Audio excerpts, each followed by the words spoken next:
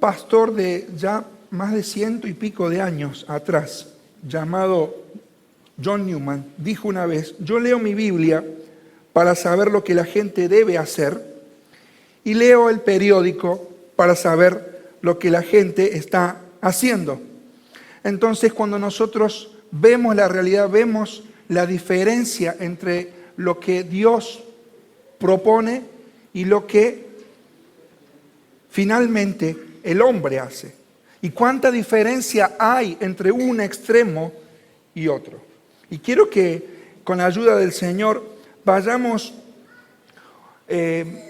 a pensar en el capítulo más largo del Evangelio de Juan, capítulo 6 del Evangelio de Juan. Vamos a abrir allí la Escritura, palabra de Dios, y vamos a preguntarnos entonces qué está haciendo Jesús en este momento. ¿Cuál es el mensaje de Dios para hoy?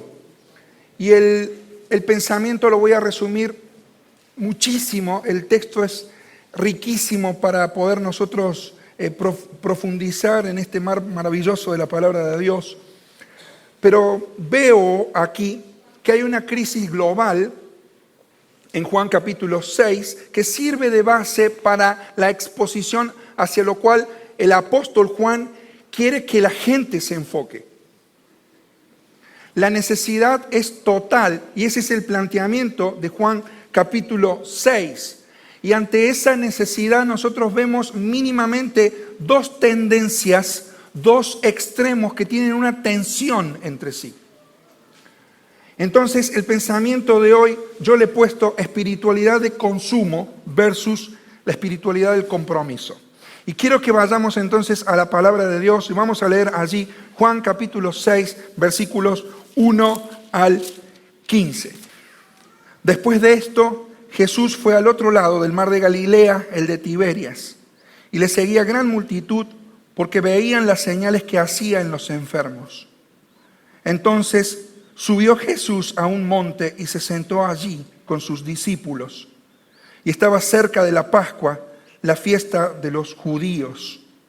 Cuando alzó Jesús los ojos y vio que había venido a él gran multitud, dijo a Felipe: ¿de dónde compraremos pan para que coman estos? Pero esto decía para probarle, porque él sabía lo que había de hacer. Felipe respondió: 200 denarios de pan no bastarían para que cada uno de ellos tomase un poco. Uno de sus discípulos, Andrés, hermano de Simón Pedro, le dijo: aquí está un muchacho que tiene 5 panes de cebada y 2 pececillos, mas ¿qué es esto para tantos? Entonces Jesús dijo: haced recostar la gente. Y había mucha hierba en aquel lugar, y se recostaron como en número de 5,000 varones. Y tomó Jesús aquellos panes, y habiendo dado gracias, los repartió entre los discípulos, y los discípulos entre los que estaban recostados, asimismo de los peces cuantos querían. Y cuando se hubieron saciado, dijo a sus discípulos: recoged los pedazos que sobraron para que no se pierda nada. Recogieron pues y llenaron 12 cestas de pedazos que de los 5 panes de cebada sobraron a los que habían comido. Aquellos hombres entonces, viendo la señal que Jesús había hecho, dijeron: este verdaderamente es el profeta que había de venir al mundo. Pero entendiendo Jesús que iban a venir para apoderarse de él y hacerle rey, volvió a retirarse al monte él solo. Este es un tiempo donde tenemos que nosotros experimentar en este texto la tensión entre lo que es la espiritualidad de consumo y la espiritualidad del compromiso. En las hierbas que están cubriendo con sus tiernos brotes las laderas de los montes de Galilea se recuestan varios miles de personas. La Biblia menciona aquí a varones y este es el único milagro con la resurrección de Jesús que está expreso en los 4 evangelios, en Mateo, Marcos, Lucas y Juan. El capítulo 6 que estamos abordando aquí es el capítulo más largo de este libro. Pero quiero decir con esto que Jesús aquí está presentando él mismo una escena sobre la cual se va a montar todo el capítulo 6 y es uno de los puntos sobre los cuales se basa todo el Evangelio de Juan. Quiero ser breve en el pensamiento. Hay muchas lecciones que se enseñaron aquí, en estos cerros y en estos valles que se iban alfombrando de hierbas, probablemente con los brotes de la primavera. Pero había una necesidad que era total, era una necesidad absoluta. Lo que había de común en esa gente era una cosa, era el hambre. Lo que estaban pasando ellos era hambre. Y lo que ocurre aquí es que Jesús, sabiendo lo que iba a suceder, lanza un desafío. Y él dice ahí a la gente, en otro de los evangelios dice, ustedes tienen que darles de comer. Y vemos aquí que la necesidad total tiene que enfrentarse a una crisis de fe. Cuando la gente no puede solucionar el tema de la crisis de la fe, se queda con ese estado que es normal y es pandémico, que es la necesidad de cada ser humano. Cuando no podemos superar las crisis con la fe bíblica, nosotros nos quedamos atascados en nuestra necesidad. Allí el Evangelio de Juan se plantea sobre señales. Miren ustedes cómo empieza diciendo allí el texto en el versículo 2. La gente le seguía a Jesús por las grandes señales que hacían los enfermos. Cuando vas a leer todo el Evangelio de Juan, te vas a dar cuenta que el Evangelio de Juan está soportado sobre 7 señales que el apóstol va a usar para que finalmente se cumpla el propósito del libro que está expresado en el capítulo 20 y el versículo 30, expresando la misma terminología que les acabo de mencionar. Dice allí 20:30 de Juan, hizo además Jesús muchas otras señales en presencia de sus discípulos, las cuales no están escritas en este libro. Pero estas se han escrito para que creáis que Jesús es el Cristo, el Hijo de Dios, y para que creyendo tengáis vida en su nombre. ¿Por qué estoy hablando aquí de una necesidad? Porque llegaba la hora en que todos teníamos que comer. Ahora, hay una crisis de fe en Galilea. En esos montes, allí se expresa a la vera, dice el texto bíblico de Juan capítulo 6, del lago de Genesaret, del lago de Galilea, del lago de Tiberíades, ¿no? Son todas expresiones que apuntan al mismo lugar geográfico. Está allí la gente agolpada y tiene hambre, pero es muy importante que el desafío que Jesús les hace a los discípulos empieza con uno que se llama Felipe. Miren lo que dice el verso 5. Cuando alzó Jesús los ojos y vio que había venido a él una gran multitud, dijo a Felipe, ¿de dónde compraremos pan para que coman estos? Pero esto decía para probarle, porque él sabía lo que había de hacer. Luego, en el versículo 8, dice, uno de sus discípulos, Andrés, hermano de Simón, le dijo a Jesús una respuesta al desafío que él les había tirado. Ahora, ¿por qué estoy hablando aquí de una crisis de fe en Galilea? Porque tanto Felipe como Andrés, hermano de Simón Pedro, eran naturales de la ciudad de Betsaida. Cuando nosotros leemos en los evangelios sinópticos, donde se asienta este milagro de la alimentación de los 5,000, vemos que se asienta allí en esa ciudad, en la ciudad de Betsaida. ¿Por qué entonces estoy hablando de crisis de fe? Porque ante la necesidad total, Jesús plantea un desafío. Y hay todo un pueblo que se agolpa alrededor de Jesús. Y cuando vemos la síntesis del pensamiento de Jesús en el Evangelio de Mateo, en el capítulo 21, allí dice el texto bíblico algo que llama poderosamente la atención. Capítulo 11 de Mateo, versículo 21. Ay de ti, Corazín, ay de ti, Betsaida, porque si en Tiro y en Sidón se hubieran hecho los milagros que han sido hechos en vosotras, tiempo que se hubieran arrepentido en silicio y en ceniza hubieran acontecido. Por tanto, les digo que en el día del juicio será más tolerable el castigo para la tierra de Sodoma que para ti. Es decir, había un problema que estaba planteado, pero hubo una crisis que ellos tuvieron que solventar y solucionar en fe. La ciudad que se agolpó y todo el populacho que se reunió en torno a Jesús quedó con una parcialidad esa tarde. Y no se acercó a Jesús como Él estaba demandando o como Dios le había mostrado al mundo que Él venía para realmente darle una solución permanente a la gente. Vemos aquí entonces que se plantea la necesidad. Entonces hablamos aquí de la multiplicación de panes y peces. Y ahora quiero que reflexionemos rápidamente sobre el modo en que Dios pretende que funcione el mundo. Y es en esta contraposición, es un modo de vida que contrapone una espiritualidad de sustracción, una espiritualidad de consumo, con una espiritualidad de multiplicación, una espiritualidad de compromiso. Las personas se acercaban a Jesús y al final del capítulo 6, Jesús les dice a ellos: ustedes vienen a mí por lo que yo les puedo dar. Y muchos, desde entonces, recibiendo esa palabra dura, se fueron y volvieron a sus lugares. E incluso Él les dijo a sus discípulos: ¿quieren ustedes acaso irse? Porque Jesús estaba hablando de algo mucho más profundo que la necesidad del hambre material que la gente estaba teniendo. Cuando hablamos nosotros de la necesidad de las personas, hablamos que el texto provee 4 posibles soluciones. En un mundo de deseos fabricados versus las necesidades espirituales verdaderas, vemos que hay una tensión de la espiritualidad que se da en el marco de una crisis de fe.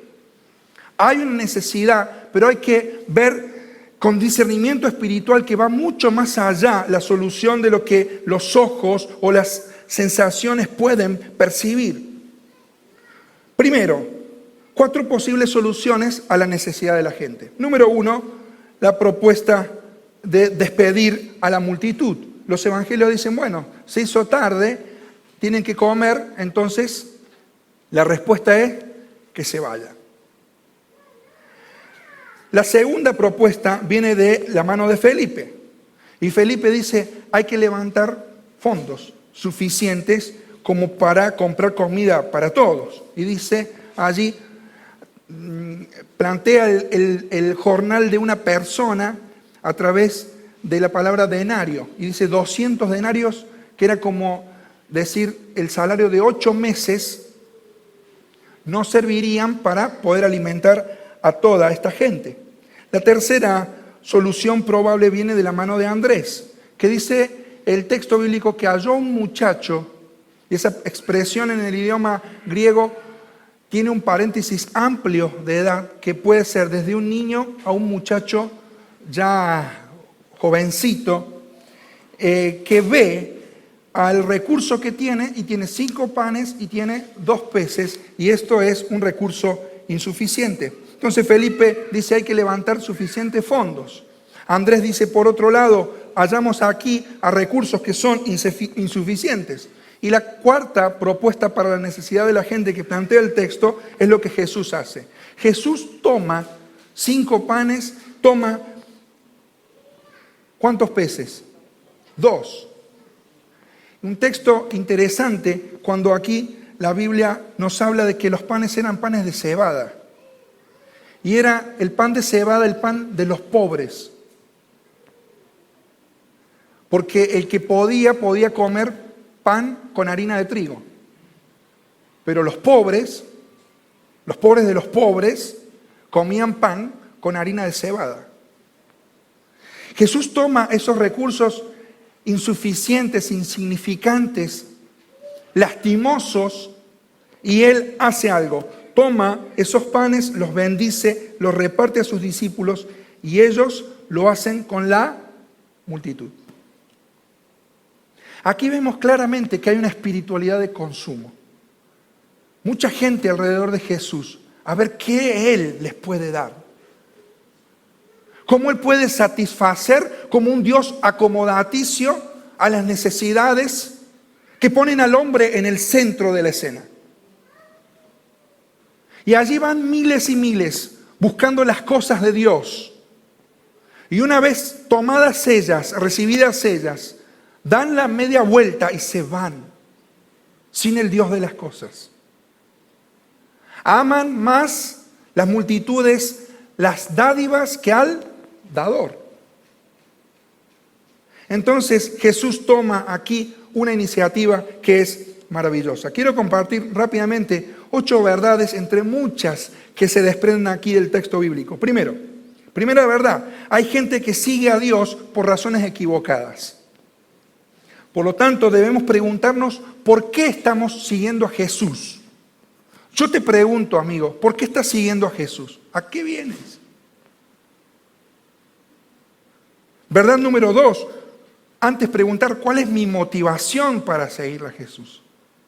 La verdad número 2 es que Dios siempre nos da oportunidades para desarrollarnos. Jesús plantea un desafío a los discípulos y plantea primero a los de la zona, a Felipe y a Andrés, que son de ahí, que conocen allí.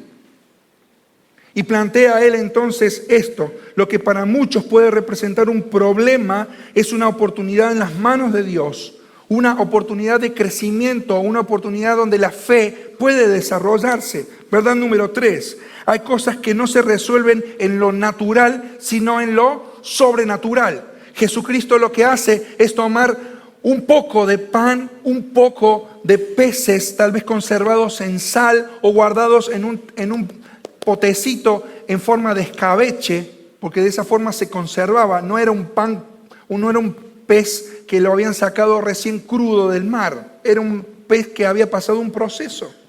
Vendría a ser un pescado. Y él toma lo natural. ¿Y cuántas veces esto me hace pensar en situaciones que decimos: yo nunca voy a poder salir de esta? Nunca yo lo voy a lograr, pero olvidamos que servimos a un Dios que se mueve mucho más allá de las cosas que son perceptibles sensorialmente.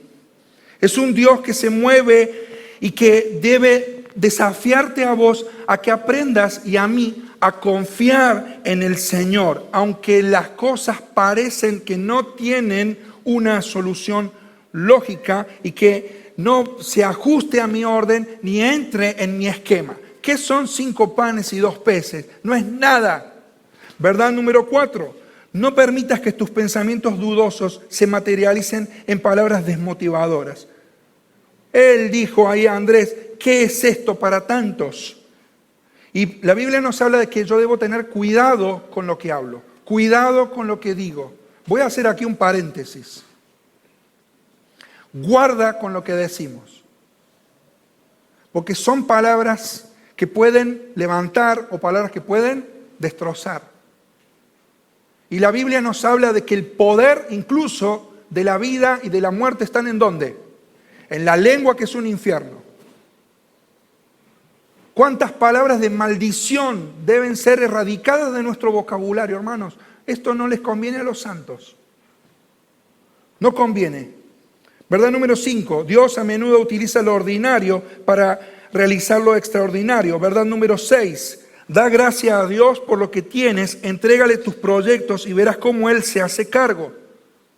Salomón sale al cruce en la Biblia y nos enseña de que podemos dejar en manos de Dios todo lo que hacemos y todos nuestros proyectos se harán realidad.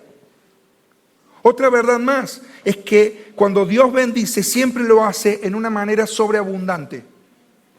Dios nunca le falta algo. Cuando Dios hace la obra, Dios la hace completa. Porque Dios es suficiente en sí mismo. No hace algo para ver cómo lo va a terminar de solucionar. Dios no tiene problemas. Cuando Él bendice, lo hace con sobreabundancia. Él cuando lo hace a lo grande, porque Él es así. Y la verdad número 8 es que las cosas valen según en las manos de quien estén las cosas. Para poner esto en palabras más entendibles hoy, vendría a significar lo siguiente. una pelota en mis pies no vale tanto como una pelota en los pies de Messi. Cuando yo tengo mis 5 panes y mis 2 peces en mis manos, tienen un valor.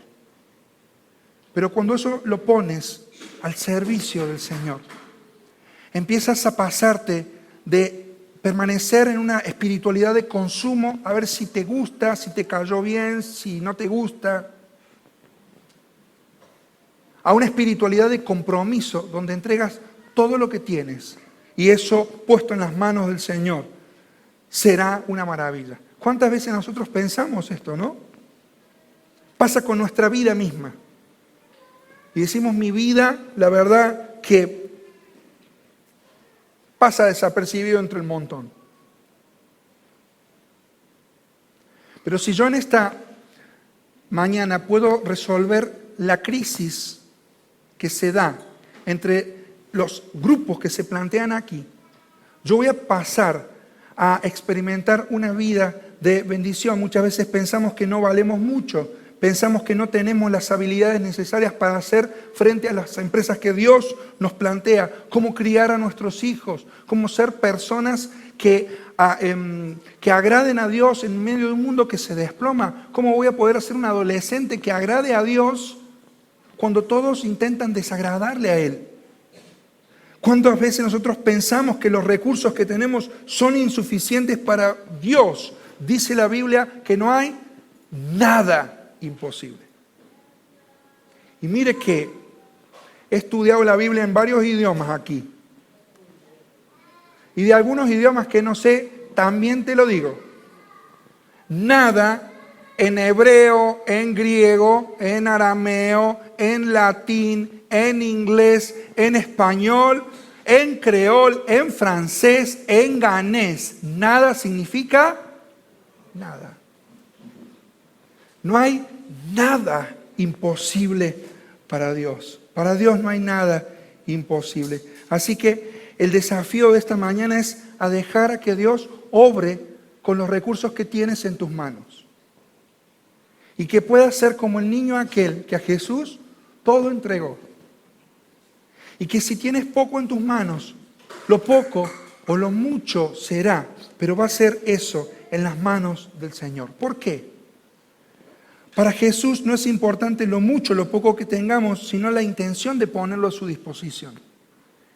Es pasar de una espiritualidad de consumo a una espiritualidad de compromiso. Dejar de dar excusas y decir, yo necesito, como una garrapata que tiene vida, pero vive de la vida del pobre perro.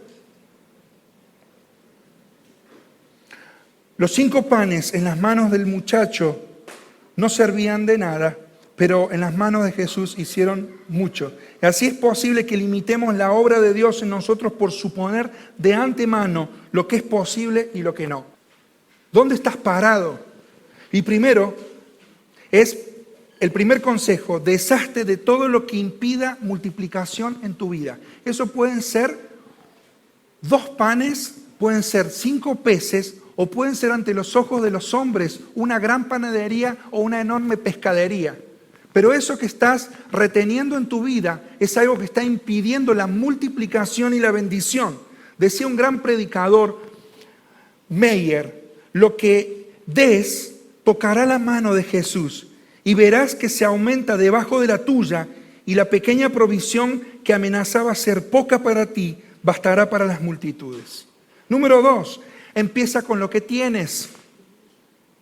Dios empieza donde estamos y usa lo que tenemos. No esperes tener una pescadería ni una panadería para servir al Señor. Lo que Dios está diciendo es, dame los peces y los panes que yo puse en tu mano, confía en mí y yo voy a hacer algo con eso. Número 3, entrégale a Jesús todo lo que tengas.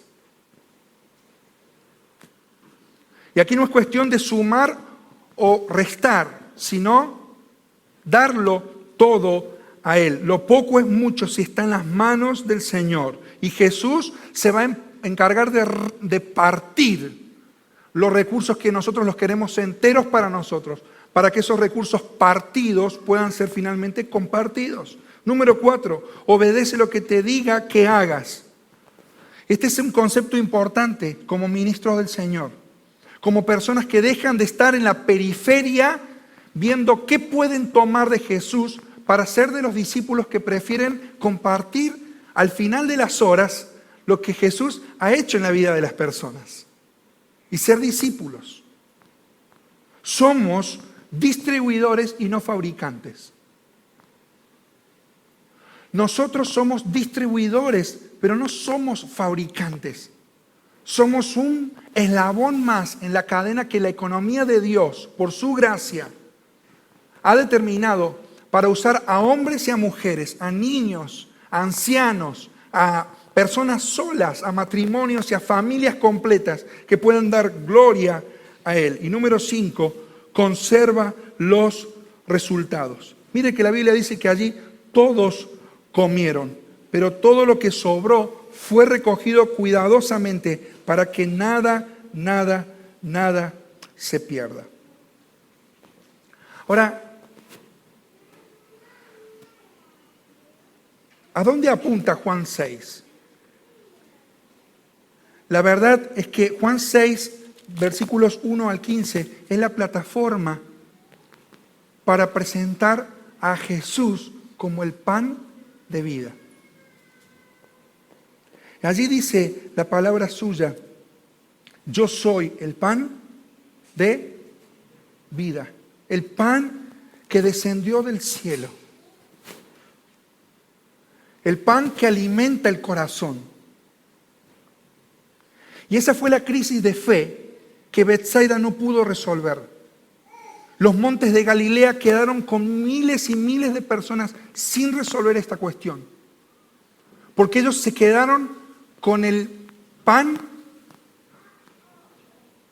del hoy, pero se olvidaron de que Jesús realmente es el pan para el corazón. Yo soy el pan del cielo que descendió, dijo Jesús. Y cuando vemos a las multitudes hambrientas y desesperadas, nos conmueve el corazón. Y yo te pregunto, mi amigo, ¿qué te pasa? ¿La gente que vos ves te importa? ¿La gente que ves hoy te importa? Lo que mueve a Jesús es su compasión. Y Jesús es el pan que del cielo descendió, que alienta y alimenta mi corazón. Allí miles se quedaron. Otros pocos dijeron: yo creo que Jesús es. ¿Y a dónde vamos a ir, Señor? Tú tienes palabras de vida eterna. ¿Por qué Jesús puede alimentarnos? La Biblia nos habla de que Él es el pan del cielo. También sabemos de que el pan se hace con uno de los elementos que mencionamos recién, que es la harina.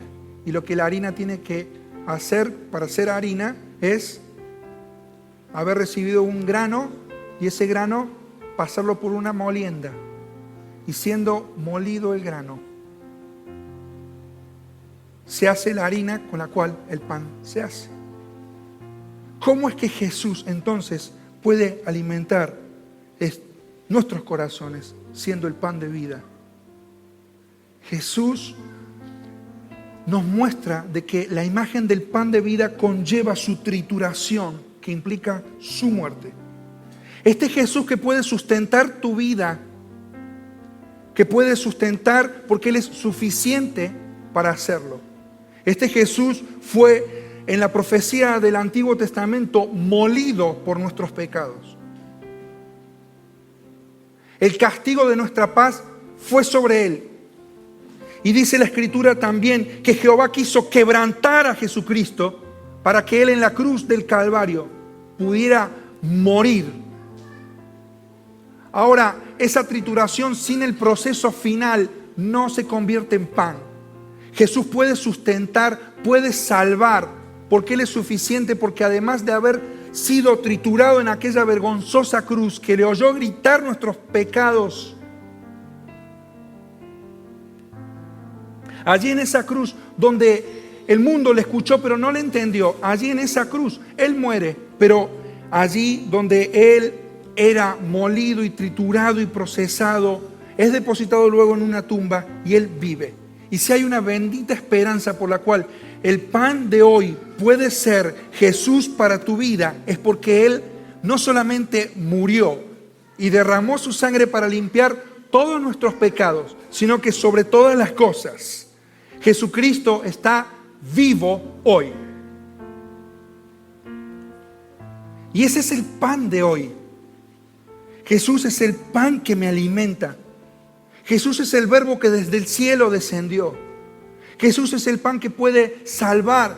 Jesús es el pan que puede satisfacer tu vida. Jesús puede llenar a raudales y en abundancia tu vida. Él te va a poder sustentar por una única razón. Él es suficiente. No sus cosas. Cristo es el pan de vida. Y es el desafío sencillo que les quería presentar. Como iglesia, ¿dónde estamos parados? ¿En una espiritualidad de consumo? ¿O en una espiritualidad de compromiso?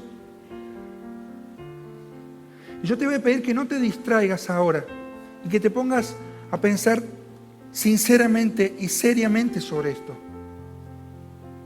Que puedas evaluar las motivaciones de tu corazón. ¿Por qué sigues a Jesús? ¿Qué es lo que te mueve de Él? Que puedas evaluar lo que Él puso en tus manos. Y si eso todavía es retenido, el pan se te va a poner duro en el bolsillo. No lo guardes. A lo mejor estás pensando en guardar el pescadito. Ese se te va a podrir. Y cuando uno guarda el pescado, lo que hace es poder ocultarlo muy bien. Pero lo que hace el pescado podrido es levantar mal olor. Levantas mal olor, ¿sabes? Cuando no das las cosas que el Señor está pidiendo. Cuando pienso en este muchacho, me impacta esa sencillez. Un niño que a Jesús todo entregó. Y cantábamos hace mucho tiempo un himno. No sé si un himno, una canción, que dice así. Perdonen la voz, la voy a entonar bien. Dice: personas comunes, Dios usa personas comunes.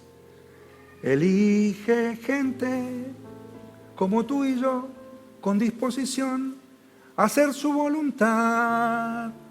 Elige gente que dé todo a Él, aunque muy poco pudiese parecer. Lo poco mucho será en las manos de nuestro Señor. Y oro para que hoy puedas dejar de consumir religión y puedas empezar a ser un comprometido con la causa de aquel que ha satisfecho tu corazón y tu hambre de Dios para siempre jamás. Él es Jesús. Y si usted no tiene un encuentro con Jesús y se da cuenta que necesita salir de esa crisis que está viviendo en su vida, bueno, hoy puedes dar ese paso de fe y decirle al Señor: Señor, yo reconozco hoy y necesito hoy saciar mi corazón con tu presencia. Quisiera tomar esta decisión y le voy a pedir a todos los que estamos aquí con esta sencillez que le podamos decir al Señor en esta hora: Señor, quiero ser como el niño aquel que a Jesús todo entregó. Yo te quiero alentar a que le puedas rendir lo que tienes, los recursos, por pocos o muchos que sean, por brillantes u opacos a los ojos de los hombres, rendirlos al Señor. Mira, si hay alguien que vivió de una manera especial y que al encontrarnos en el cielo podríamos preguntarle qué sintió fue ese niño que a Jesús todo entregó. Y si entre 5.000 Jesús encontró a un niño, tal vez hoy pueda encontrarte a vos, acá. Si uno pudiera responder a este llamado, a dejar de ser un consumista y empezar a ser un comprometido, este mensaje va a haber logrado su resultado.